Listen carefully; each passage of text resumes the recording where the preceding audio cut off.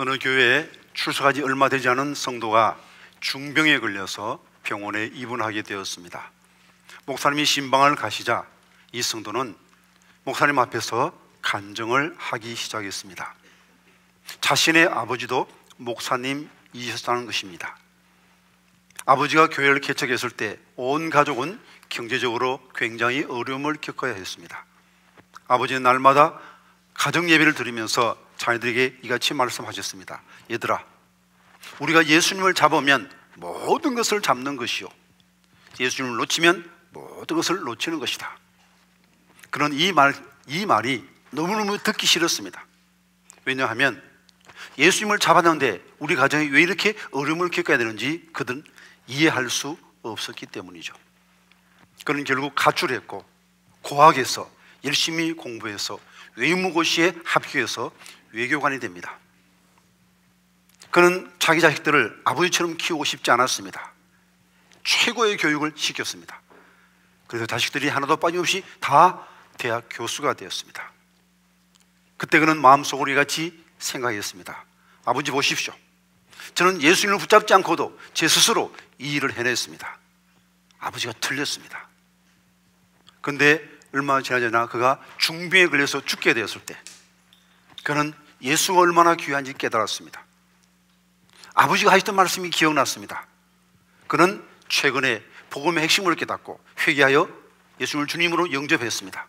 그래서 지금 죽어도 천국 갈 수 있는 확신이 있습니다. 문제는 자기 자녀들입니다. 그래서 하루는 자녀들을 모아놓고 아버지가 하셨던 말씀을 자녀들에게 들려주었습니다. 예수를 잡으면 모든 것을 잡는 것이고 예수를 놓치면 모든 것을 놓치는 것이다. 그러나 자녀들은 아버지 왜 이랬어요? 마음이 약해지셨나 봐요? 안 하시는 소리를 다 하시고 하고는 전혀 귀담아 듣지 않았습니다. 그 순간 그는 깨달았습니다. 아버지가 옳았고 자신이 틀렸다는 사실을요. 아버지는 그에게 모든 것을 주었지만 그는 자녀에게 아무것도 물려주지 못했음을 깨닫게 되었습니다. 아담의 갈비에서 하와를 만드시고 그 둘을 결합시켜 가정을 이루어 주심으로 하나님은 창조 사역을 완성하시고 안식하셨습니다. 세상에 많은 기관들이 있지만 하나님이 친히 세우신 기관은 가정뿐입니다. 그리고 예수님은 십자가의 죽음으로 교회를 세우셨습니다. 그러므로 이 세상에 많은 기관들이 있습니다만 사람의 영혼을 구원할 수 있는 기관은 교회밖에 없습니다. 가정과 교회, 이 둘은 가장 중요한 공동체입니다. 그러므로 하나님께 상 받기를 원하는 사람은 가정을 잘 세우고 교회를 잘 세워야 됩니다. 그런데 가정과 교회는 사실 따로 분리할 수 없는 겁니다. 가정이 곧 교회입니다. 교회는 예수 믿는 가정에서 출발한 겁니다. 확대된 가정이 교회요, 축소된 교회가 가정이라고 할 수 있겠습니다. 그럼 우리 성도님 한 분 한 분이 자신의 가정을 아름다운 믿음의 공동체, 신앙 공동체, 작은 교회로 만드는 것은 정말 너무너무 중요한 일입니다. 이 일을 잘 감당할 때 주님 앞에 큰 칭찬과 영광과 상급이 있을 줄 믿습니다. 여러분 모두가 아름다운 신앙의 공동체, 작은 교회 같은 가정을 이루시기를 간절히 기원드립니다. 오늘 본문 속에서 우리는 엘가나와 한나의 가정과 엘리의 가정을 봅니다. 이 두 가정을 뚜렷하게 대조시켜 놓았습니다. 이유가 무엇입니까? 한번 바라는 것입니다. 엘가나와 한나처럼 살면 그 뒤가 어떻게 되고 엘리처럼 살면 그 결과가 어떤가를 보라는 것입니다. 우리가 잘 되는 사람은 본받아야 되죠. 이것은 요즘은 벤치마킹 한다 그러죠. 잘 나가는 기업, 그들의 흉내만 내도 잘 된다는 거예요. 그럼 우리 모두가 엘가나와 한나의 가정을 본받아야 되겠고, 또 반면 교사란 말이 있죠. 잘못되는 거 보고 저렇게 해서는 안 되는구나, 저렇게 살면 안 되는구나 하는 것을 깊이 깨달아야 됩니다. 엘리의 가정을 반면 교사 삼아 엘리처럼 살아서는 아니 되겠습니다. 갈수록 좋아하는 신앙 공동체 되려면 자녀가 잘 돼야 돼요.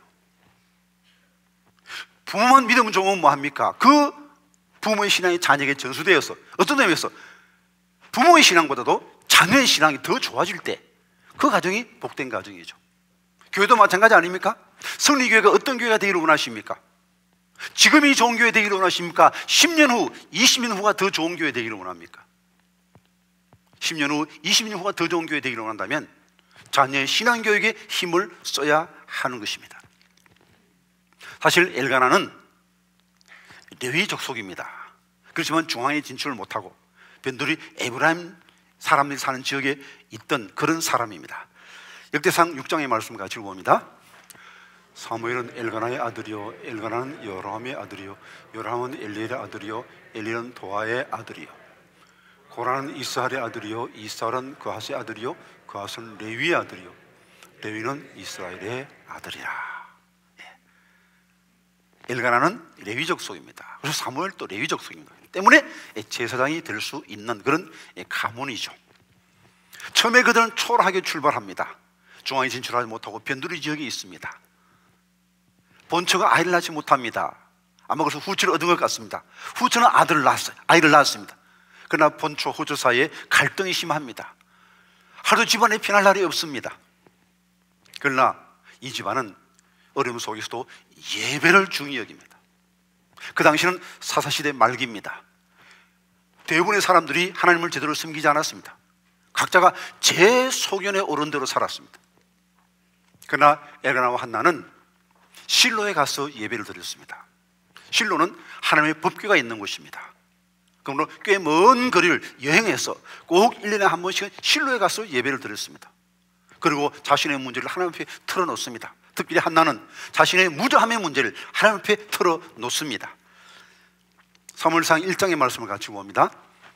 한나가 마음이 괴로워서 여호와께 기도하고 통곡하며 서운하이로되 만군의 여호와여 만일 주의 여종의 고통을 돌보시고 나를 기억하사 주의 여종을 잊지 아니하시고 주의 여종에게 아들을 주시면 내가 그의 평생의 그를 여호와께 드리고 삭도를 그의 머리에 대지 아니하겠나이다. 하나님 아들 주시면 이 아들 하나님께 바치겠습니다. 서원 기도하죠. 하나님은 그 기도를 들으시고 사무엘을 주셨습니다. 그 사무엘을 이제 젖된 후에 하나님께 바칩니다. 그리고 그를 위해서 끊임없이 기도했겠죠. 믿음으로 잘 키우고 뒤에서 끊임없이 기도를 후원했더니 사무엘이 훌륭하게 자라서 나중에 엘리에 들려서 이스라엘의 사사가 됩니다. 대제사장이 됩니다. 마지막 사사요. 그리고 이제 대제사장으로서 사울을 왕으로 세우고 다윗을 왕으로 세운 사람입니다. 킹메이커가 됩니다. 그리고 바닥에 떨어진 이스라엘 신앙을 다시 일으킨 훌륭한 영적인 정식인 지도자가 됩니다. 반면에 엘리의 가정은 지금 현재로는 잘 나갑니다. 40년간 이스라엘의 사사로 대제사장으로 지내고 있습니다. 권세가 있습니다. 그러나 그는 그 자녀들을 제대로 믿음으로 키우지 못했습니다. 사무엘상 2장의 말씀을 같이 봅니다. 엘리의 아들들은 행실이 나빠 여호와를 알지 못하더라.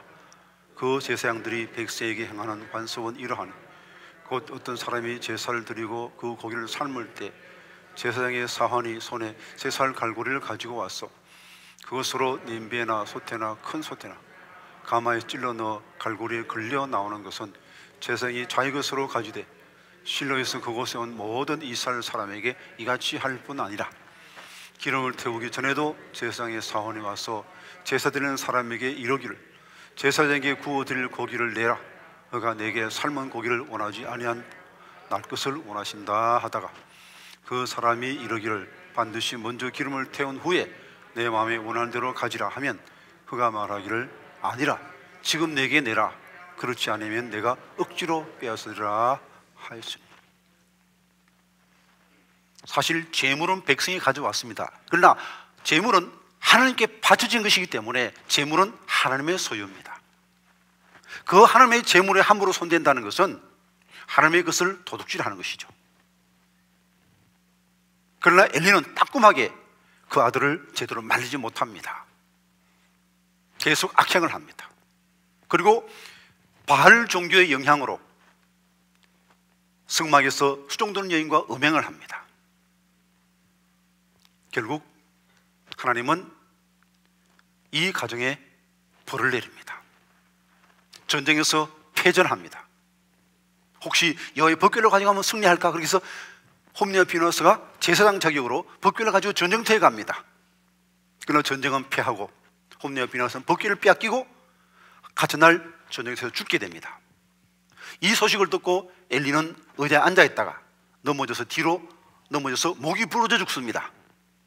그리고 그 며느리가 해산하다가 남편과 시부의 사망 소식을 듣고 그 여인도 죽습니다. 집안에 완전히 풍지박산이 나는 겁니다. 지금이 어떠하냐? 중요하지만 더 중요한 것은 앞으로 어떻게 될 것이냐 하는 것입니다. 앞으로 잘 되려면 자식이 잘 돼야 되는 거예요. 부모의 신앙이 자녀에게 분명히 전수되고 단정한 신앙생활을 잘해야 미래가 아름다운 교회 되고 미래가 아름다운 가정 될 수 있는 것입니다. 오늘 본문에서 우리가 들어야 할 말씀 두 가지가 있습니다. 엘가나와 한나의 가정에서 꼭 배워야 할 것, 그리고 엘리의 삶을 통해서 절대로 따라하지 말아야 될 것, 두 가지를 배우셔야 됩니다. 첫 번째로 우리는 하나님을 존중히 여겨야 한다는 것을 우리가 엘가나와 한나의 삶에서 배워야 합니다. 2장 18절 이하의 말씀 같이 읽어봅니다. 사무엘은 어렸을 때 세마포 에봇을 입고 여호와 앞에서 섬겼다. 그의 어머니가 매년 드리는 제사를 드리러 그의 남편과 함께 올라갈 때마다 작은 겉옷을 지어다가 그에게 주었더니 엘리가 엘가나와 그의 아내에게 축복하여 이르되 여호와께서 이 여인으로 말미암아 내게 다른 후사를 주사 이가 여호와께 간구하여 얻어바친 아들을 대신하게 하시기를 원하노라 하였더니 그들이 자기 집으로 돌아가매 여호와께서 한나를 돌보시사 그로 하여금 임신하여 세 아들과 두 딸을 낳게 하셨고 아이 사무엘은 여호와 앞에서 자라니라. 하나님께서 한나의 성기도를 들으시고 사무엘을 주셨을 때 한나는 약속대로 젖된 후에 사무엘을 하나님께 바칩니다. 그 당시 보통 이스라엘에서는 한 3살까지 자녀를 젖먹였습니다. 젖된 후에 하나님께 바쳤습니다. 이때 사무엘이 순순히 떨어졌을까요? 3살, 4살밖에 안 됐는데 아마 안 떨어지고 울면서 때를 썼을 거예요. 그러나 매정히 떼어놓습니다. 한나의 마음도 찢어지는 듯이 아팠을 겁니다. 그러나 바쳤습니다. 왜? 하나님과의 약속이니까. 사실 자신의 고통은 참을 수 있어도 사랑하는 자녀의 고통을 보기는 참 힘듭니다. 그러나 한나는 자식보다 하나님을 더 사랑했기 때문에 우는 사무엘을 떼어놓고 하나님께 바칩니다. 하나님을 중히 여깁니다. 자식보다 하나님을 더 사랑해야 됩니다. 그것이 바로 하나님을 존중하는 거예요. 하나님을 제일 사랑하는 것입니다. 하나님을 제일 중히 여기는 것입니다. 바로 이 가정이 갈수록 잘 되는 신앙의 가정인 것입니다. 바로 여러분의 가정이 그런 가정 될 수 있기를 간절히 기원드립니다. 두 번째로 우리가 엘리의 삶 속에서 배워야 할 반면교사, 하나님을 두려워할 줄 알아야 합니다. 엘리는 하나님을 두려워할 줄 몰랐습니다. 대제사장이 되었으면서도 하나님을 인정하지 않았습니다. 2장 27절 이하의 말씀 같이 읽어봅니다. 하나님의 사람이 엘리야에게 와서 그에게 이르되 여호와의 말씀에 너희 조상의 집이 애굽에서 바로의 집에 속하였을 때 내가 그들에게 나타나지 아니하였느냐? 이스라엘 모든 지파 중에서 내가 그를 택하여 내 제사장으로 삼아 그가 내 제단에 올라 분향하며 내 앞에서 에봇을 입게 하지 아니하였느냐? 이스라엘 자손이 드리는 모든 화제를 내가 내 조상의 집에 주지 아니하였느냐? 너희는 어찌하여 내가 내 처소에 명령한 내 제물과 내 예물을 밟으며 내 아들들을 나보다 더 중히 여겨 내 백성 이스라엘 드리는 가장 좋은 것으로 너희들을 살찌게 하느냐? 그러므로 이스라엘 하나님 나 여호와가 말하노라. 내가 전에 내 집과 내 조상의 집이 내 앞에 영원 행하려고 하였으나 이제 나 여호와가 말하노니 결단코 그렇게 하지 아니하리라. 나를 존중히 여기는 자를 내가 존중히 여기고 나를 멸시하는 자를 내가 경멸하리라. 내 자식들을 어째 나보다 더 중요히 여기느냐? 하나님이 제일 중요한 분인데 하나님보다 자식을 더 사랑했습니다. 이 무엇입니까? 이건 우상 숭배입니다. 꼭 어떤 다른 신에게 제사해야만 우상 숭배 아닙니다. 하나님보다 더 사랑하는 것이 있으면 그 대상이 바로 우상 숭배의 대상이 되는 것입니다. 엘리의 우상은 자식이었습니다. 하나님보다 자식을 더 사랑했습니다. 그래서 자식이 하나님의 제물을 함부로 손대도 막지 않았습니다. 이는 하나님을 멸시하는 처사라는 것입니다. 후에 하나님은 사무엘의 입을 통해서 다시 한번 그의 잘못을 이같이 지적하고 있습니다. 3장 12절 이하 말씀을 같이 읽어봅니다. 내가 엘리의 집에 대하여 말한 것을 처음부터 끝까지 그날에 그에게 다 이루리라. 내가 그의 집을 영원토록 심판하겠다고 그에게 말한 것은 그가 아는 죄악 때문이니 이는 그가 자기의 아들들이 저주를 자청하되 금하지 아니하였음이니라. 아는 죄악, 이 죄 행하면 하나님이 저주하신다는 걸 알았습니다. 그런데 금하지 않았습니다. 무엇을 의미합니까?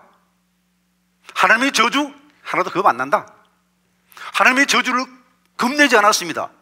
이것은 무엇을 의미합니까? 하나님의 존재를 무시한 겁니다. 말로는 하나님 하지만 삶은 하나님은 없는 사람처럼 살았습니다. 이것을 철학적 용어로 실천적 무신론자라고 합니다. 여러분은 하나님을 인정하십니까?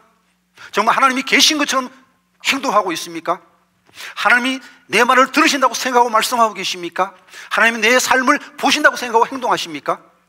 그것 의식하지 못하고 살면 실천적 무신론자가 될 수 있는 겁니다. 엘리는 실천적 무신론자였습니다. 때문에 그의 아들들은 여호와를 알지 못했습니다. 배운 바가 없거든요. 어떻게 하나님을 섬겨야 되는지 본 바가 없거든요. 그러니 그런 악행을 저지르다가 저주받아 멸망하고 만 것입니다. 물론 두 아들 나쁘죠. 그러나 그 아들을 방치한 엘리의 잘못 또한 동일하게 나쁜 겁니다. 적어도 자기 자식의 삶은 그 부모가 책임져야 하는 것입니다. 하나님을 대신하여 하나님의 자녀를 키우라고 하나님의 자녀를 여러분의 가정에 맡겨주신 겁니다. 그런데 내 자식으로 키우고 하나님의 자녀를 키우지 못했으면 그 책임은 하나님 앞에서 부모가 져야 하는 것입니다. 그러면 왜 엘리와 한나는 사무엘을 믿음의 사람을 잘 키웠는데 엘리는 잘 말했잖아요. 그게 말 보면 아주 청산유수로 좋은 말, 훌륭한 말을 했는데 안 먹히는 겁니다. 이유가 뭡니까? 자녀 교육은 말로 되는 게 아닙니다. 자녀는 너무너무 우리 가까이 있기 때문에 말이 주는 영향력보다는 행동, 삶이 주는 영향력이 훨씬 더 큽니다. 말로만 자유교육식이다 그러면 얼마나 좋겠습니까? 야, 기도해라, 성경 봐라, 정직해라, 말대로만 다 되면 얼마나 쉽겠습니까? 그러나 그렇지 않습니다. 내가 기도하는 본을 삶으로 보여줘야 하고 내가 하나님을 존중히 여기는 것을 본으로 보여줄 때 자녀가 내 뒤를 따르게 된다는 것이죠. 왜 아브라함이 훌륭합니까? 아브라함이 백세 난 이삭을 하나님께 바쳤습니다. 물론 아브라함의 신앙도 위대합니다만 저는 그 사건 속에서 이삭의 신앙도 위대하다고 봅니다. 당시에 아브라함 나이가 아마 120세 넘었을 것이고 이삭의 나이가 20대 초반이었을 것으로 여겨지게 됩니다. 힘이 없어서 묶이겠습니까? 아버지 왜 이러세요? 노만 걸려나 이 노예 내가 하면 끝나는 거 아닙니까? 근데 순순히 묶입니다. 순순히 죽임 당하려고 합니다. 왜입니까? 아버지 아브라함이 하나님께 순종하는 모습을 보았거든요. 때문에 아버지에게 순종하는 겁니다. 만약 여러분의 자녀가 여러분에게 순종하지 않으면 여러분이 하나님께 순종했는지 한번 살펴보십시오. 여러분의 삶으로 순종의 본을 보여주는지 살펴보십시오. 오늘 우리 시대의 가장 큰 문제가 무엇입니까? 마찬가지입니다. 사람들이 하나님을 두려워할 줄 모른다는 것입니다. 이것은 교회 다니는 사람 중에도 그런 사람이 있습니다. 홈리와 비나스의 결정적 잘못은 하나님의 것에 손을 댄 거예요. 하나님의 것을 도둑질한 거예요. 제사 드리기 전에 재물을 자기 마음대로 가져갑니다. 여러분, 이런 죄를 저지른 사람이 없습니까? 하나님의 것 손대지 않았습니까? 하나님의 것 도둑질을 하지 않았습니까? 말라기 있는 말씀을 가지고 봅니다. 사람이 어찌 하나님의 것을 도둑질하겠느냐? 그러나 너희는 나의 것을 도둑질하고도 말하기를 우리가 어떻게 주의 것을 도둑질하였나이까 하는도다. 이는 곧 11조와 봉헌물이라. 너희 곧 온 나라가 나의 것을 도둑질하였으므로 너희가 저주를 받았느니라. 11조는 하나님의 것입니다. 그러면 11조를 하나님께 받지 않고 자기 마음대로 쓰는 사람은 하나님의 것을 도둑질한 것입니다. 하나님을 무시한 겁니다. 하나님을 멸시한 겁니다. 그리고는 복을 받을 수가 없어요. 11조의 의미가 무엇입니까? 단순히 돈 얼마를 바치고 안 바치고 그게 문제가 아닙니다. 주인이 누구냐 하는 것이죠. 내 인생의 주인이 누구냐, 이 물질의 주인이 누구냐 하는 문제입니다. 하나님이 내 인생의 주인이고 때문에 당연히 내 물질의 주인도 하나님이시고, 하나님이 주신 이 물질을 하나님 뜻대로 쓰겠습니다 하는 서약의 표시로 10회를 떼어서 하나님께 바치고 10회 굴을 하나님 뜻대로 쓰는 겁니다. 10회는 하나님께 바치고 10회 굴은 내 마음대로 쓴다? 아니요, 그건 11조의 본뜻이 아닙니다. 이 물질의 전체가 하나님의 것이고 나는 이 물질의 청지기로 살겠습니다 하는 서약의 표시가 바로 11조입니다. 그러면 11조 하지 않는 사람은 절대로 그 물질을 하나님 뜻대로 사용할 수 없습니다. 요즘 코로나19로 많이 어렵습니다. 그러나 어려울수록 11조 해야 됩니다. 그래야 하나님의 도움을 받을 수 있고, 그래야 물질의 시험 들지 않습니다. 계속해서 말라기 말씀 읽어봅니다. 만군의 여호와가 이르노라. 너희 온전한 11조를 창고에 들여 나의 집에 양식이 있게 하고 그것으로 나를 시험하여 내가 하늘 문을 열고 너에게 복을 쌓을 것이 없도록 붙지 아니하나 보라. 만군의 여호와가 이르노라. 내가 너희를 위하여 메뚜기를 금하여 너희 토지 소산을 먹어 없애지 못하게 하며 너희 밭의 포도나무 열매가 기한 전에 떨어지지 않게 하리니 너희 땅이 아름다워짐으로 모든 이방인들이 너희를 복되다 하리라. 만군의 여호와의 말이니라. 한번 시험해 봐라. 시험해 보면 안다는 것입니다. 생각이 있으면 한번 살펴보십시오. 한번 통계를 내보십시오. 감사하게도 여기 계신 대부분은 다 11조 하십니다.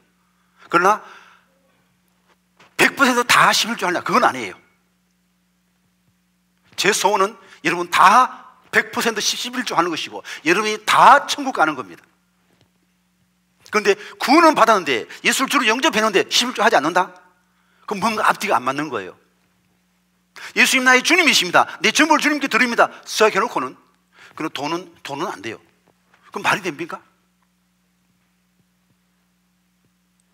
11조는 내 인생의 주인이 누구냐 고백하는 겁니다. 설교는 강연이 아닙니다. 회개 있어야 되고 깨달음이 있어야 되고 실천이 있어야 됩니다. 오늘부터 고백하십시다. 하나님이 내 삶의 주인입니다. 하나님은 내 시간의 주인입니다. 하나님은 내 물질의 주인입니다. 고백하고 내 시간, 내 물질 주의 뜻대로 사용하기로 힘써야 되겠습니다. 그래요 자자손손 하나님께 쓰임받는 신앙의 명가를 이루시기를, 갈수록 좋아지는 신앙 공동체 되는 여러분의 가정 되기를 간절히 기원드립니다.